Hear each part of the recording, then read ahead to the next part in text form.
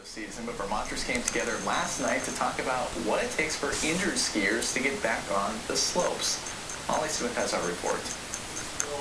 Roy Tuscany greeted guests at his fundraiser in Waitsfield Wednesday, but 5 years ago, his doctors weren't sure he'd ever walk again.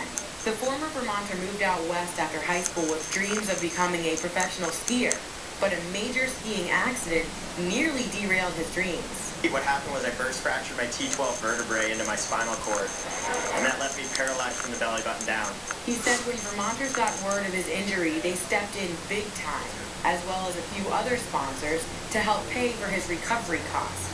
So all said and done, I had $85,000 raised for me that I could use for massage, for acupuncture, physical therapy, adaptive equipment. Thankful for all the support, he decided to help others recover too. Roy says the name for his foundation came from something he says helped him get through daily recovery. A high five. When I met physical therapists and doctors, they were always kind of cold. They didn't really want to interact with me, so I'd make them come right up and be like, give me a high five. And they'd be like, wait, what? I'm like, yeah, don't be afraid. It's cool. You've done it since you're like 2 years old. The High Fives Foundation helps cover the cost of rehabilitation and alternative medical treatment for injured athletes, and introduces people with disabilities to skiing.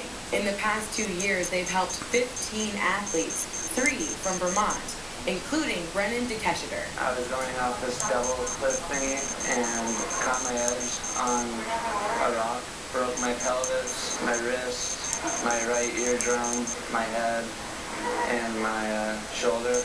He says High Fives provided financial and moral support. The organization recently produced a DVD of success stories to help others through their recovery. If I could have seen a story on me while I was in the hospital, I would have been so much more amped to just get it done with.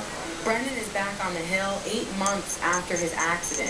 He says every time he spots an adaptive athlete, he is reminded of how lucky he really is. Oh my God, yeah. Like, cause that could be me, I'm out there normally just like, definitely wearing a helmet now. High Five success is welcome news to Vermont Adaptive, which puts about 2,000 athletes on the hill every year in Vermont. It recently got a $1,000 donation from High Fives. They say its help goes beyond the money. They dispel stereotypes and break down barriers that we would never be able to. These guys are young, successful athletes. So far this year, High Fives has raised $260,000. Money they say goes towards athletes and other like-minded nonprofits. Molly Smith, Channel 3 News in Burlington.